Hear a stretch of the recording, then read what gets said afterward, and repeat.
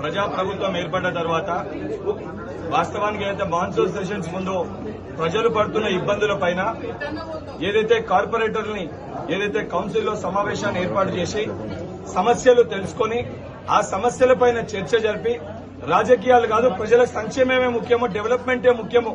ఎందుకంటే ప్రతి కార్పొరేట్ కూడా 3.5 సంవత్సరాల క్రితం వాళ్ళు ఎలక్ట్ అయిన రోజుకెళ్లి ఇప్పటిదాకా ఏదైతే కౌన్సిల్లో ఏ రోజు కూడా అభివృద్ది దానిపైన గానీ ఏదైతే సంబంధించి వారి ప్రజల సమస్యలపైన గానీ పట్టించుకున్న దాఖలాలు లేక సిటీలో ఏదైతే ప్రతిసారి కూడా మాన్సూన్ సెషన్స్ ముందు ప్రజలు అనేక ఇబ్బందులు పడుతున్నారని చెప్పి ఆ ప్రతి సమస్యని పరిష్కరించాలని ఒక చిత్తశుద్దితోటి ఈ రోజు ఏదైతే కౌన్సిల్ ఏర్పాటు చేయడం జరిగింది.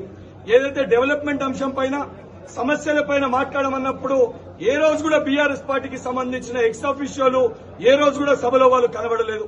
కానీ ఈ రోజు ఎప్పుడైతే కొట్లాడాల్సిన అవసరం వచ్చినప్పుడు డెవలప్మెంట్ పైన కాకుండా రాజకీయాలు చేయాల్సిన అవసరం వచ్చినప్పుడు ప్రజల కోసం కాకుండా కల్వకుంట్ల కుటుంబం బాగు కోసము ఈ రోజు బీఆర్ఎస్ పార్టీలో ఉన్న ఎమ్మెల్యేలు వాళ్ళ ఎక్స్ ఆఫీషియో మెంబర్స్ అందరూ కూడా ఈ రోజు కౌన్సిల్లో వచ్చి కౌన్సిల్ ని నడవనీయకుండా చేస్తున్నారు. సూటిగా వారిని అడుగుతున్నా, మీరు డెవలప్మెంట్ వైపు ఉన్నారా? ఏదైతే ప్రజలు ఏదైతే మిమ్మల్ని గెలిపిస్తారో డెవలప్మెంట్ వైపు మీరు ఎమ్మెల్యేలు మీరు నిలుస్తున్నారా? లేదా ఇదే కల్వకుంట్ల మీ ట్విట్టర్ పీటర్ కేటీఆర్ గారు కేసీఆర్ గారు ఆదేశిస్తే ఇక్కడ వచ్చి కౌన్సిల్ ని జరపనివ్వకుండా అడ్డుకునే ప్రయత్నం చేస్తుందా? 3.5 సంవత్సరాలుగా కార్పొరేటర్లకి బడ్జెట్ లేదు, సమస్యలపైన మాట్లాడలేదు, సమస్యల పరిష్కారంపై దృష్టి పెట్టలేదు.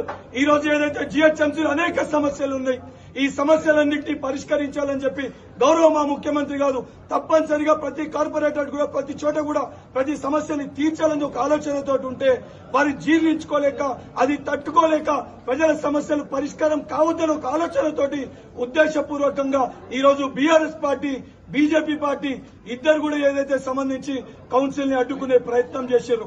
ఇప్పటికన్నా వాస్తవానికి ప్రజల సమస్యల పరిష్కారానికి మీకు చిత్తశుద్ధి ఉంటే ఏదైతే మీరు పెట్టిన డిమాండ్లు ఏవైతున్నాయో రూల్ బుక్ చదవండి, రూల్ పొజిషన్ ప్రకారము ఏది ఏ రకంగా చేయనో మీకేదైతే అవగాహన లేకపోతే 80,000 పుస్తకాలు చదివినా పోయి మీ మాజీ ముఖ్యమంత్రిని అడగండి.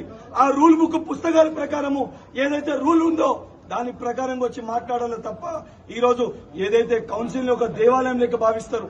మేయర్ గారిని గౌరవించి ఆ కుర్చీని గౌరవించాల్సిన బాధ్యత మనందరిపైన ఉంటది. గతంలో ఏదైతే మొదటి సెషన్ లో మేము కూడా ఏదైతే కాంగ్రెస్ పార్టీ తరఫున రోజున ప్రసంగించినప్పుడు మేయర్ గారిని గౌరవించి ఒక బీసీ బిడ్డ మహిళ అన్నిటికంటే ముఖ్యంగా ఆ కుర్చీలో ఎవరు కూర్చున్నా వారిని గౌరవించి ఆ కుర్చీ గౌరవాన్ని కాపాడాల్సిన ఒక బాధ్యత ప్రతి ఒక్క కార్పొరేటర్ పైన ఉంటది. ఎందుకంటే ఆ కుర్చీ పార్టీలకు అతీతంగా ఆ కుర్చీ ఉంటది. ప్రతి ఒక్కరు కూడా సమన్వయం చేసి ఏదైతే సమానత్వంగా న్యాయం చేసే కుర్చీ కాబట్టి ఆ కుర్చీని కూడా అగౌరవపరచకుండా వాస్తవానికి ఏదైతే వారిని గౌరవిస్తూ మాట్లాడాలి అవన్నింటినీ మర్చిపోయి ఏదైతే వారు ఎన్నుకున్న నాయకులు చెప్పిన విధంగా బీఆర్ఎస్ పార్టీ నాయకులు ఏదైతే వివరించారో ఇప్పటికన్నా మీరు వివరించిన తీరుకి మీరు మేయర్ గారికి బహిరంగ క్షమాపణ చెప్పాలని చెప్పి డిమాండ్ చేస్తున్నాం.